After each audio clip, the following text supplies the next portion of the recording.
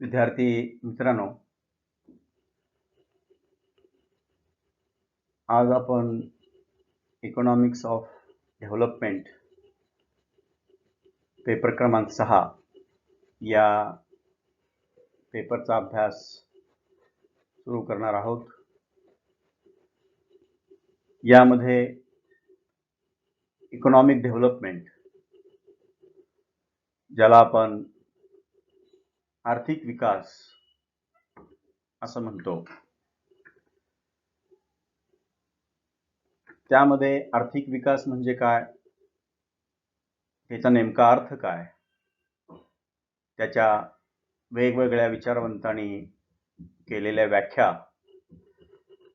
या सर्वांचा आपण या ठिकाणी अभ्यास करणार आहोत. दुसऱ्या महायुद्धानंतर जगातली अनेक राष्ट्र स्वतंत्र झाली. महायुद्धामध्ये अनेक देशांच्या अर्थव्यवस्था उद्ध्वस्त झालेल्या होत्या. या अर्थव्यवस्थांचा आर्थिक विकास कशा पद्धतीने करायचा, हा सर्व राष्ट्रांच्या समोर एक प्रश्न निर्माण झाला होता. या देशांच्या पुनर्बांधणीचा, जलद गतीने आर्थिक विकास करण्याचा खूप मोठं आव्हान अनेक राष्ट्रांच्या समोर निर्माण झालेलं होतं. म्हणून या देशांच्या अर्थव्यवस्थांची पुनर्बांधणी करणे, त्यांचा जलद गतीने आर्थिक विकास घडवून आणणे, या दृष्टिकोनातून आर्थिक विकास या शाखेचा अर्थशास्त्रामध्ये जन्म झाला.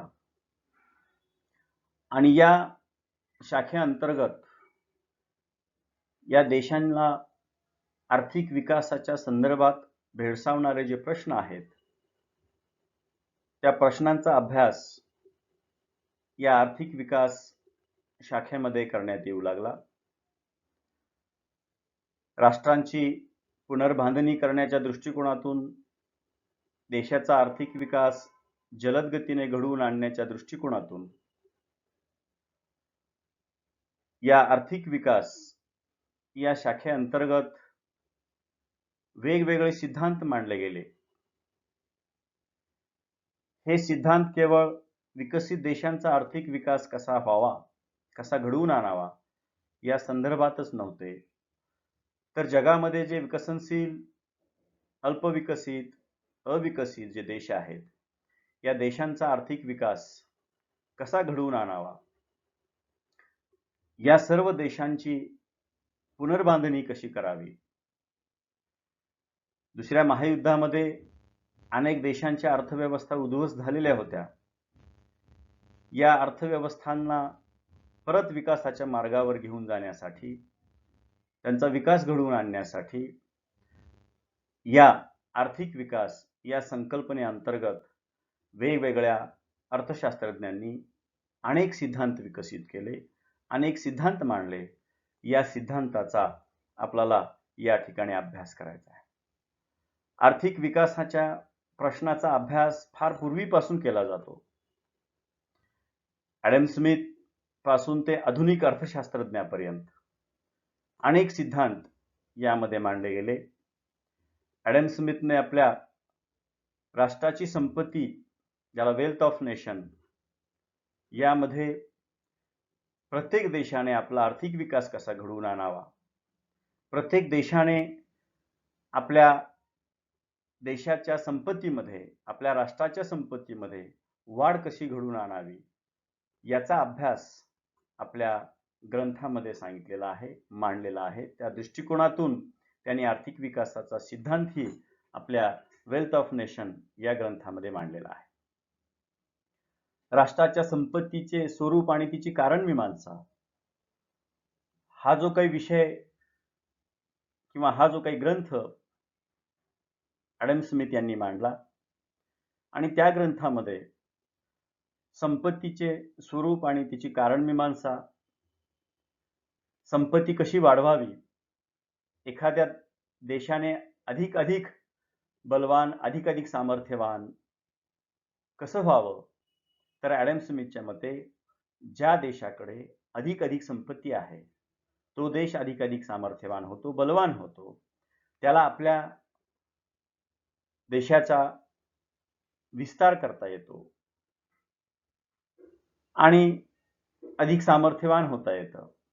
आणि म्हणून ॲडम स्मिथने आर्थिक विकास घडवून आणण्यासाठी, राष्ट्राच्या संपत्तीमध्ये वाढ घडवून आणण्यासाठी या आर्थिक विकास या गोष्टीचा अभ्यास केलेला आहे आणि त्याबद्दल त्यांनी आपला एक वेगळा सिद्धांत या ठिकाणी मांडलेला आहे.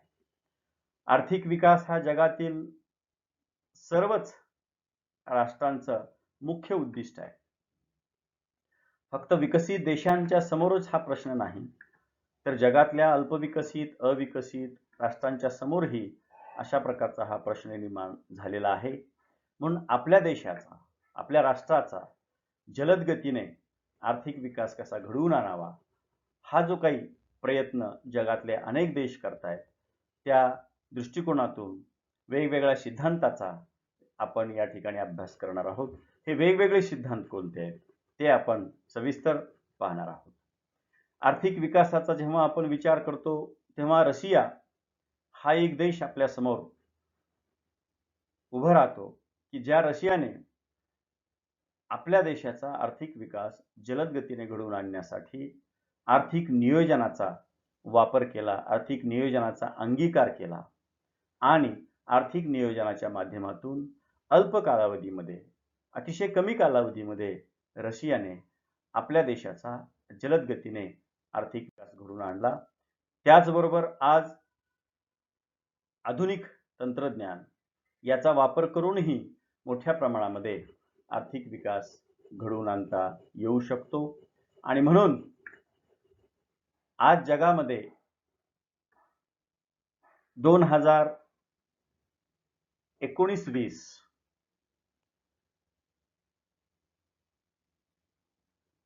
या वर्षामध्ये वर्ल्ड बँकेने, त्याला आपण जागतिक बँक असं म्हणतो, या वर्ल्ड बँकेने world bank country classification by gross national income याद्वारे 2021चा जो काही अहवाल सादर केलेला आहे, त्या अहवालानुसार जगाची विभागणी 4 भागामध्ये या ठिकाणी केलेली आपल्याला दिसून येते. त्याच्यामध्ये लोअर मिडल इन्कम पहिला आहे, लो इन्कम, की ज्या देशांचं gross national income per capita income हे $1036 पेक्षाही कमी आहे, अशांची विभागणी लोअर इन्कम मध्ये, कमी उत्पन्न गटामध्ये केलेली आहे. तेच जुलै 2019 मध्ये 1026 अशा प्रकारे ते मर्यादा होती. त्यानंतर लोअर मिडल इन्कम या कॅटेगरीमध्ये, म्हणजे कमी मध्यम गटामध्ये, कमी मध्यम उत्पन्न गटामध्ये जी विभागणी आहे ती 2020 मध्ये $1036 ते $4045 पर कॅपिटा यामध्ये जे देश येतात त्यांना लोअर मिडल इन्कम कॅटेगरीमध्ये टाकलेलं आहे. तीच आकडेवारी जुलै 2019 मध्ये 1026 ते $3995 इतकी आहे.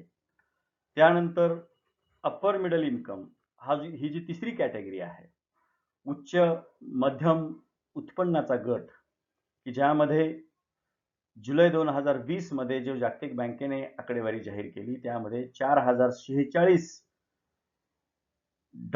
पर कॅपिटा ते $12,535 पर कॅपिटा एवढं उत्पन्न ज्या देशांचं आहे त्या देशांचं विभागणी किंवा त्या देशांची समावेश या अप्पर मिडल इन्कम कॅटेगरीमध्ये, ज्याला आपण उच्च मध्यम उत्पन्न गट असं म्हणतो, या गटामध्ये केलेली आहे. जुलै 19 मध्ये हीच आकडेवारी $3,996 ते $12,375 अशा प्रकारची ही मर्यादा होती. आणि ज्याला आपण हाय इन्कम कॅटेगरी असं म्हणतो किंवा उच्च उत्पन्न गट ज्याला आपण म्हणतो, त्यामध्ये $12,535 पेक्षा ज्यांचं उत्पन्न अधिक आहे पर कॅपिटा, त्यांचा समावेश यामध्ये करण्यात आलेला आहे, की ज्यामध्ये अमेरिका, जपान, जर्मनी, इंग्लंड अशा विकसित देशांचा समावेश यामध्ये होतो. आपल्या भारतीय अर्थव्यवस्थेचा जर विचार केला तर भारतीय अर्थव्यवस्था ही लोअर मिडल इन्कम या कॅटेगरीमध्ये असलेली आपल्याला दिसून येते. म्हणजे आपण अजूनही विकसित देशांच्या खूप मागे आहोत असं आपल्याला निदर्शनास येतं. आणि म्हणून जगाची विभागणी जागतिक बँकेनं अशा या 4 प्रकारामध्ये केलेली आहे, की ज्या 4 प्रकारामध्ये हे जगातले अनेक देश असलेले आपल्याला दिसून येतात. आणि म्हणून आर्थिक विकासाच्या दृष्टिकोनातून gross national income per capita या दृष्टिकोनातून ही जी विभागणी आहे ती जागतिक बँकेने केलेली आपल्याला दिसून येते. यानंतर आपल्याला नेमका आर्थिक विकास म्हणजे काय, त्याच्या व्याख्या नेमक्या काय आहेत, त्याचा आपल्याला या ठिकाणी अभ्यास करायचा आहे. जेव्हा देशातील लोकांचं दरडोई उत्पन्न वाढून त्यांच्या जीवनमानात राहणीमानात सुधारणा होते, तेव्हा आर्थिक विकास झाला असं म्हटलं जातं. केवळ या ठिकाणी दरडोई उत्पन्न वाढून चालणार नाही, तर दरडोई उत्पन्नाबरोबर त्या लोकांच्या जीवनमानामध्ये राहणीमानामध्ये सुधारणा झाली पाहिजे, तेव्हाच त्या देशाचा आर्थिक विकास झाला असं आपल्याला या ठिकाणी म्हणता येतं. लोक सुखी आणि समाधानी झाले पाहिजेत.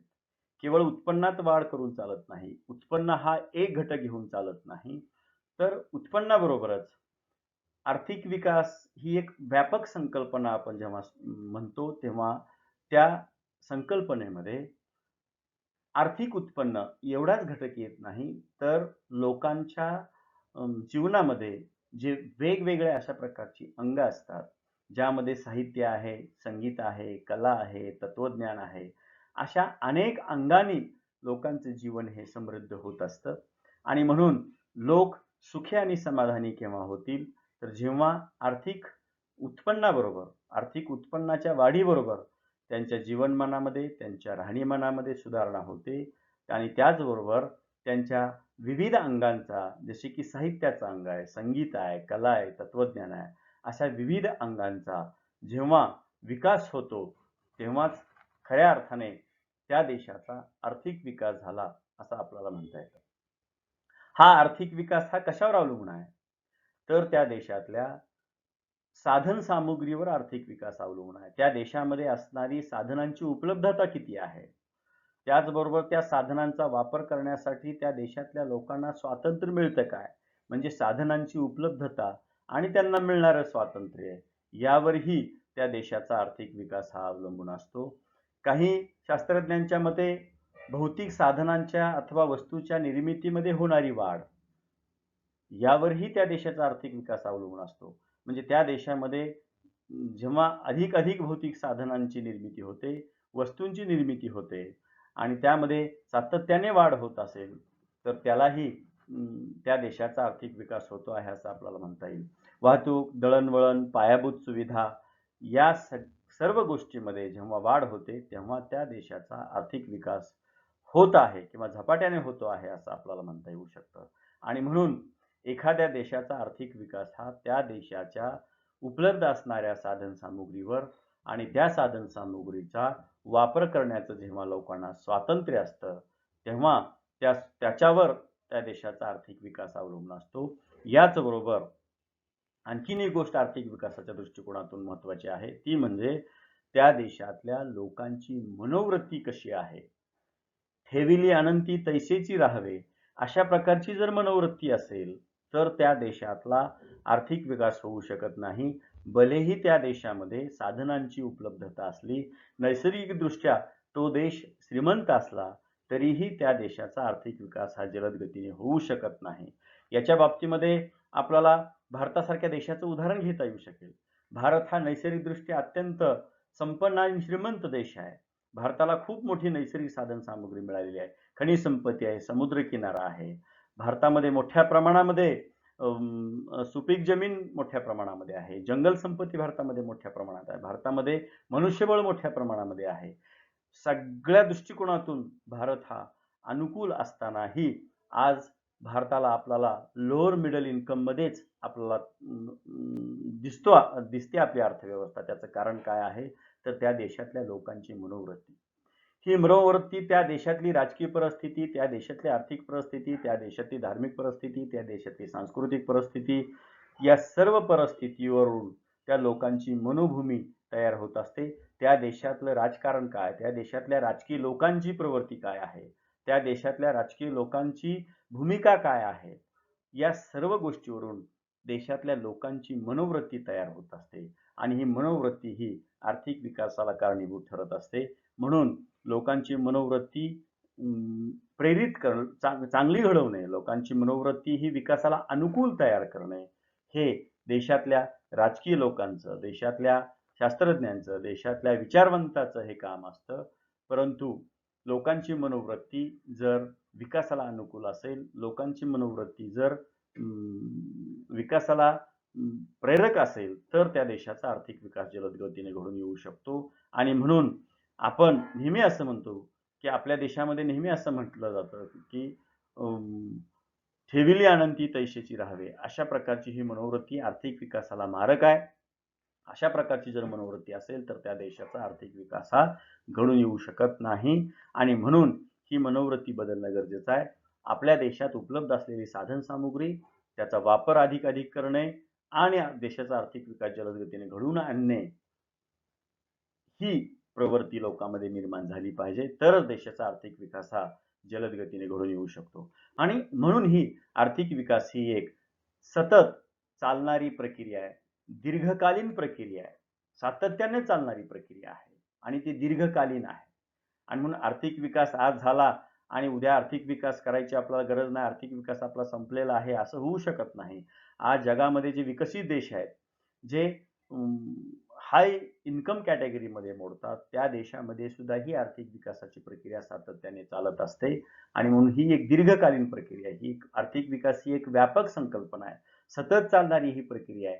आपल्याला यामध्ये आज कुठलाही देश आर्थिक विकास ज्याचा पूर्ण झालेला आहे आणि तो देश आज आर्थिक विकास घडवून आणत नाहीये, तो थांबलाय, त्याची पूर्णपणे प्रगती झाली असं आपल्याला म्हणता येत नाही. जगातले सर्वच देश आर्थिक विकासाची प्रक्रिया ही सातत्याने चालू ठेवतायत.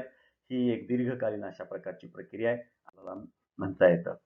यानंतर नेमका आर्थिक विकास म्हणजे काय, त्या आर्थिक विकासाच्या ज्या काही व्याख्या वेगवेगळ्या अर्थशास्त्रज्ञांनी केल्या, त्याच्यामध्ये पहिली व्याख्या आपल्याला पाहता येते ती म्हणजे मेयरची. काय म्हणतो मेयर? आर्थिक विकास ही अशी प्रक्रिया आहे की ज्याद्वारे देशाचं दरडोई शुद्ध उत्पन्न दीर्घकाळपर्यंत वाढत असतं. म्हणजे या प्रक्रियेमध्ये ही एक प्रक्रिया असं मेयरचं म्हणणं आहे. आणि ही एक प्रक्रिया अशी आहे की ज्यामध्ये देशाचं दरडोई शुद्ध उत्पन्न दीर्घकाळपर्यंत वाढत असतं. आता हे दरडोई शुद्ध उत्पन्न आपलं केव्हा वाढेल? ज्यावेळी देशाचं राष्ट्रीय उत्पन्न हे अधिक आणि लोकसंख्या वाढीचा दर कमी असतो, त्यावेळेला देशाचं दरडोई शुद्ध उत्पन्न हे अधिक वेगानं वाढतं. म्हणजे राष्ट्रीय उत्पन्नापेक्षा लोकसंख्या वाढीचा वेग हा कमी असला पाहिजे आणि राष्ट्रीय उत्पन्न वाढीचा वेग हा जास्त असला पाहिजे. तर त्यावेळेला देशाचं दरडोई उत्पन्न हे वाढताना आपल्याला दिसतं. या उलट जर समजा राष्ट्रीय उत्पन्न वाढीचा वेग कमी आणि दरडोई लोकसंख्या वाढीचा वेग जर जास्त असेल तर त्यावेळेला देशाचं दरडोई उत्पन्न कमी होतं. म्हणून या ठिकाणी लोकसंख्या हा फॅक्टर किंवा हा घटक सुद्धा या ठिकाणी महत्वाचा आहे. आणि म्हणून ज्या विकासाच्या प्रक्रियेमध्ये देशाचं दरडोई शुद्ध उत्पन्न हे दीर्घकाळपर्यंत सातत्यानं वाढत राहतं, त्यावेळेला त्या देशाचा आर्थिक विकास होतो आहे किंवा त्या देशाचा आर्थिक विकास झाला आहे असं आपल्याला म्हणता येऊ शकतं. मेयरच्या मते मेयरने ही अशा प्रकारची व्याख्या केली आहे. दुसरी व्याख्या आपल्याला पाहता येतं मेयर आणि बाल्डविन यांनी जी व्याख्या केली आहे त्यामध्ये आर्थिक विकास ही अशी प्रक्रिया होय की ज्याद्वारे देशाचं राष्ट्रीय उत्पन्न दीर्घकाळपर्यंत वाढत असतं. मेयर आणि बाल्डविनच्या मते त्यांनी देशाचा आर्थिक विकास घडवून आणण्यासाठी या ठिकाणी त्या देशाचं राष्ट्रीय उत्पन्न मोठ्या प्रमाणात वाढलं पाहिजे, देशाचं राष्ट्रीय उत्पन्न यामध्ये वाढ झाली पाहिजे आणि हे राष्ट्रीय उत्पन्न दीर्घकाळपर्यंत वाढलं पाहिजे असं मेयर आणि बाल्डविन यांनी या ठिकाणी म्हटलेलं आहे. म्हणून आर्थिक विकास ही अशी प्रक्रिया आहे की ज्याद्वारे देशाचं राष्ट्रीय उत्पन्न दीर्घकाळपर्यंत सातत्याने वाढत असतं. या अगोदर मी म्हटल्याप्रमाणे त्या देशातल्या साधनसामुग्रीचा वापर मोठ्या प्रमाणात जर झाला, लोकांची मनोवृत्ती जर व्यवस्थित असेल आणि नैसर्गिक साधनसामुग्रीचा वापर पूर्णपणे होत असेल, देशाच्या सरकारनं आखलेली धोरणं ही राष्ट्रीय उत्पन्न वाढीसाठी जर अनुकूल असतील, तर त्या देशाचा आर्थिक विकास हा जलद गतीने होतो. त्या देशाचं राष्ट्रीय उत्पन्न हे दीर्घकाळपर्यंत वाढत राहतं. म्हणून मेयर आणि बाल्डविन असं म्हणतो की आर्थिक विकास ही अशी प्रक्रिया आहे की ज्याद्वारे देशाचं राष्ट्रीय उत्पन्न हे सातत्याने वाढत असतं. पुढची व्याख्या आपल्याला पाहता येईल ओकन व रिचर्डसन. ओकन व रिचर्डसन असं म्हणतात, आर्थिक विकास म्हणजे दीर्घकाळ सतत चालू असणारी भौतिक कल्याणातील प्रगती होय. या ठिकाणी ओकन आणि रिचर्डसननी असं म्हटलेलं आहे की आर्थिक विकास ही भौतिक कल्याणातील प्रगती, म्हणजे देशातील लोकांच्या भौतिक कल्याणामध्ये जर सातत्याने वाढ होत असेल तर त्या देशाचा आर्थिक विकास होत आहे, जलद गतीने होत आहे असं आपल्याला म्हणता येईल. आणि ही भौतिक कल्याणातील प्रगती दीर्घकाळ चालू असली पाहिजे. म्हणजे भौतिक कल्याण हे कशावर अवलंबून असतं, तर ज्यावेळी देशातील लोकांना अधिकाधिक वस्तू व सेवांचा उपभोग घेता येतो, अधिकाधिक वस्तू व सेवा त्यांना खरेदी करता येतात, अधिकाधिक वस्तू व सेवा उपभोग घेता येतो आणि त्या उपभोगामधून त्यांच्या जीवनमानामध्ये सुधारणा होते, राहणीमानामध्ये सुधारणा होते, तेव्हा त्यांचं भौतिक कल्याण होत आहे असं आपल्याला म्हणता येईल. आणि ही भौतिक कल्याणातील प्रगती झाली म्हणजेच त्या देशाचा आर्थिक विकास झाला असं ओकन आणि रिचर्डसनला वाटतं. म्हणून आर्थिक विकास म्हणजे दीर्घकाळ सतत चालू असणारी भौतिक कल्याणातील प्रगती म्हणजेच आर्थिक विकास असं ओकन आणि रिचर्डसनना असं वाटतं. यानंतर बेंजामिन हिगिन्स या अर्थशास्त्रज्ञांनी एक वेगळी व्याख्या या ठिकाणी मांडलेली आहे. ती व्याख्या अशी आहे की आर्थिक विकास म्हणजे राष्ट्रीय उत्पन्नात व दरडोई उत्पन्नात होणारी वाढ होय, की त्याचा लाभ विविध क्षेत्रात व उत्पन्न गटात मिळतो व दीर्घकाळपर्यंत चालू राहतो. या ठिकाणी बेंजामिन हिगिन्स यांनी आपल्या व्याख्येमध्ये दोन गोष्टी या ठिकाणी अंतर्भूत केल्या आहेत. तो असं म्हणतो, एक म्हणजे राष्ट्रीय उत्पन्न आणि दुसरा घटक त्याने घेतला आहे दरडोई उत्पन्न. राष्ट्रीय उत्पन्न आणि दरडोई उत्पन्न वाढ होणे म्हणजे आर्थिक विकास होय. आणि केवळ वाढ होऊन चालत नाही, तर ही झालेली वाढ त्याचा लाभ विविध क्षेत्रात आणि वेगवेगळ्या उत्पन्न गटात जेव्हा मिळतो तेव्हा आर्थिक विकास झाला असं म्हटलं जातं. आणि हा लाभ केवळ अल्प काळात मिळून चालणार नाही, तर हा लाभ दीर्घकाळपर्यंत मिळाला पाहिजे. या ठिकाणी राष्ट्रीय उत्पन्नात वाढ झाली पाहिजे. केवळ राष्ट्रीय उत्पन्नात वाढ होऊन चालत नाही, तर राष्ट्रीय उत्पन्नाबरोबरच दरडोई उत्पन्नात वाढ झाली पाहिजे. असं होतं कधी कधी की एखाद्या देशाचं राष्ट्रीय उत्पन्न मोठ्या प्रमाणात वाढतं, पण त्याचबरोबर त्या देशाची लोकसंख्या जर मोठ्या प्रमाणात वाढत असेल तर त्या देशातील लोकांच्या दरडोई उत्पन्नात वाढ झालेली आपल्याला दिसणार नाही.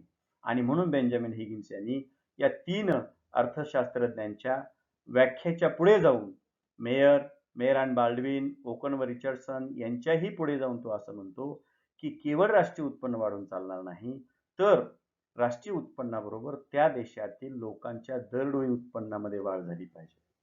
आणि ही झालेली वाढ याचा लाभ हा विविध क्षेत्रातल्या लोकांना मिळाला पाहिजे, विविध उत्पन्न गटातल्या लोकांना मिळाला पाहिजे आणि हा लाभ दीर्घकाळपर्यंत चालू असला पाहिजे, तरच त्या देशाचा आर्थिक विकास झाला असं आपल्याला या ठिकाणी म्हणता येऊ शकतं. आता या वेगवेगळ्या व्याख्येवरनं आर्थिक विकास म्हणजे नेमकं काय हे आपल्याला लक्षात आलं असेल. तरी पण या आर्थिक विकासाच्या संकल्पनेमध्ये ज्या अनेक गोष्टी अंतर्भूत असतात, ज्याला आपण आर्थिक विकासाची वैशिष्ट्ये असं आपण म्हणतो, या वेगवेगळ्या व्याख्यावरनं आर्थिक विकासाची वैशिष्ट्ये आपल्याला या ठिकाणी सांगता येतात. त्यातलं पहिलं वैशिष्ट्य आहे, आर्थिक विकास ही दीर्घकालीन प्रक्रिया आहे, ती स्वयंप्रेरित प्रक्रिया आहे. म्हणजे आर्थिक विकास हा दीर्घकाळ सातत्याने चालणारी ती प्रक्रिया आहे आणि ती स्वयंप्रेरित प्रक्रिया आहे. आर्थिक विकासाला चालना, आर्थिक विकासाची धोरण आखल्यानंतर तो विकास हा आपोआप सातत्याने झाला पाहिजे. ती स्वयंप्रेरित अशा प्रकारची प्रक्रिया आहे. आणि म्हणून या वेगवेगळ्या व्याख्यावरून आर्थिक विकासाचं हे एक वैशिष्ट्य आपल्याला सांगता येतं की ही प्रक्रिया दीर्घकालीन आहे आणि ही प्रक्रिया स्वयंप्रेरित अशा प्रकारची आहे, हे एक वैशिष्ट्य आपल्याला सांगता येतं. दुसरं वैशिष्ट्य आपल्याला सांगता येते की राष्ट्रीय उत्पन्नातील शुद्ध वाढ. आर्थिक विकासामध्ये वेगवेगळ्या विचारवंतांनी काय अपेक्षित केलेलं आहे, तर आर्थिक विकास एखाद्या देशाचा होतो म्हणजे नेमकं काय होतं, तर राष्ट्रीय उत्पन्नामध्ये शुद्ध वाढ होते.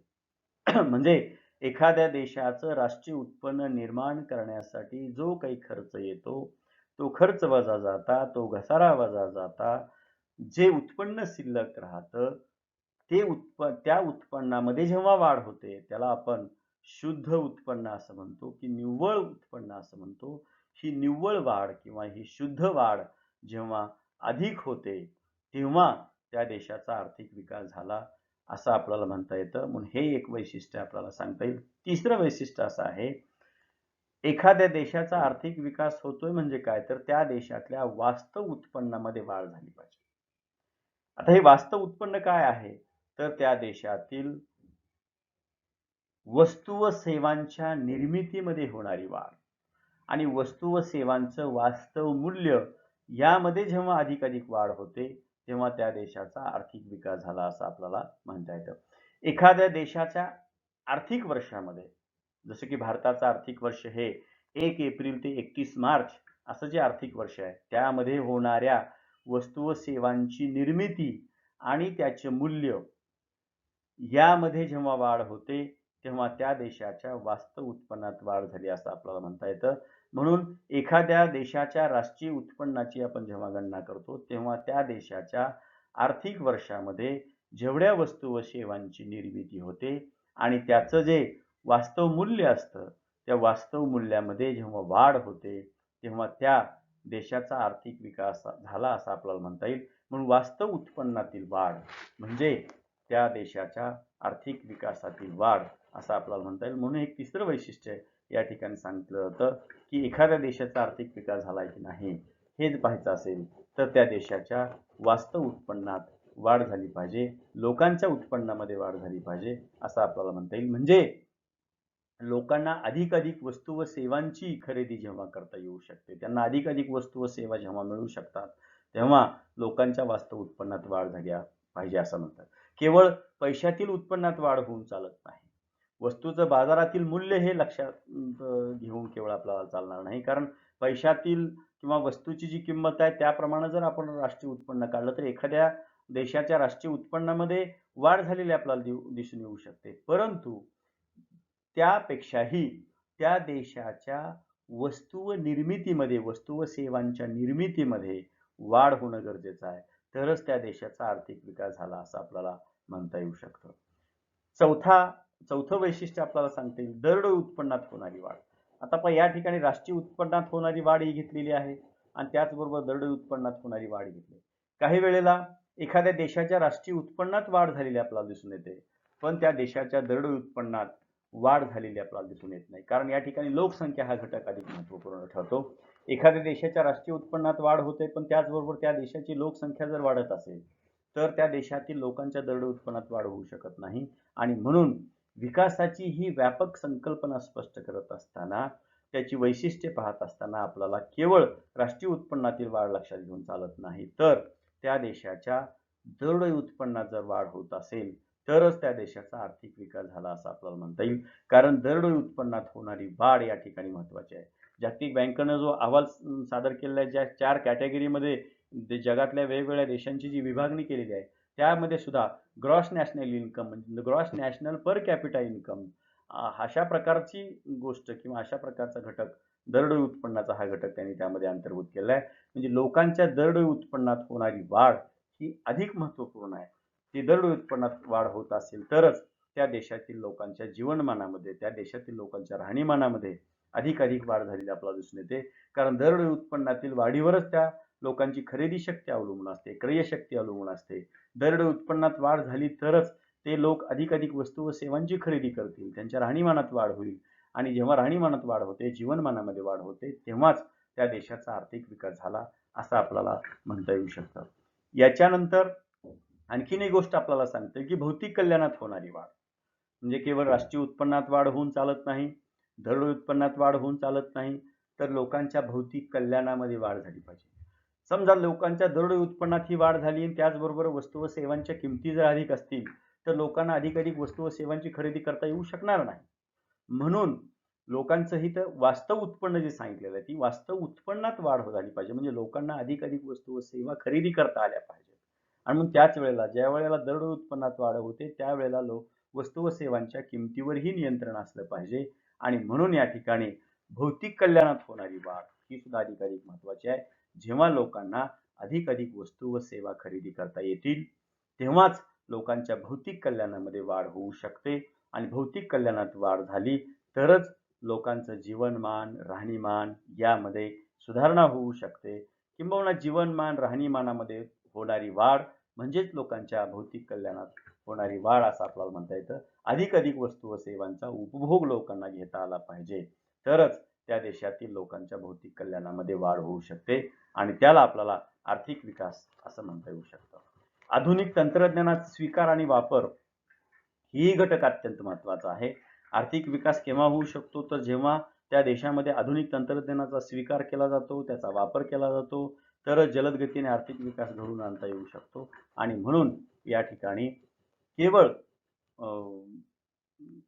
देशाचा विकास घडवून आणण्यासाठी त्या देशामध्ये साधन सामुग्री उपलब्ध असून चालत नाही, तर त्या साधन सामुग्रीचा वापर करण्यासाठी त्या देशातील लोकांनी, त्या देशातील सरकारांनी, त्या देशातील समाजाने या ठिकाणी आधुनिक तंत्रज्ञानाचा स्वीकार केला पाहिजे. आणि त्या आधुनिक तंत्रज्ञानाचा स्वीकार करून त्याचा वापर जर घडवून आणला तरच देशाचं राष्ट्रीय उत्पन्न वाढतं, देशाचं दरडोई उत्पन्न वाढतं आणि ही प्रक्रिया दीर्घकाळपर्यंत सातत्याने चालू राहते.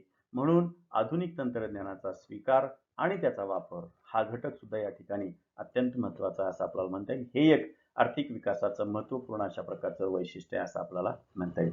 यानंतर त्या देशातील सामाजिक परिस्थिती, त्या देशातील आर्थिक परिस्थिती व त्या देशातील राजकीय परिस्थिती यामध्येही अनुकूल अशा प्रकारचं परिवर्तन होणं गरजेचं आहे. हे परिवर्तन आर्थिक विकासाला जर पोषक असेल तर त्या देशाचा आर्थिक विकास जलद गतीने घडून येऊ शकतो. कारण सामाजिक परिस्थिती, आर्थिक परिस्थिती, राजकीय परिस्थिती यावरून त्या देशातील लोकांची मनोवृत्ती, त्या देशातील लोकांची मनोभूमिका या ठिकाणी ठरत असते. आणि जेव्हा लोकांची भूमिका योग्य असते, लोकांची मनोवृत्ती ही अधिक अनुकूल असते, की लोकांची मनोवृत्ती ही चांगल्या प्रकारची असते, विकासाला प्रेरक असते, त्यावेळेला त्या देशाचा आर्थिक विकास हा जलद गतीने घडून येऊ शकतो असं आपल्याला म्हणता येईल. आणि म्हणून वेगवेगळ्या अर्थशास्त्रज्ञांनी केलेल्या ह्या वेगवेगळ्या व्याख्या आणि त्या व्याख्येवरनं ही आर्थिक विकासाची जी वैशिष्ट्य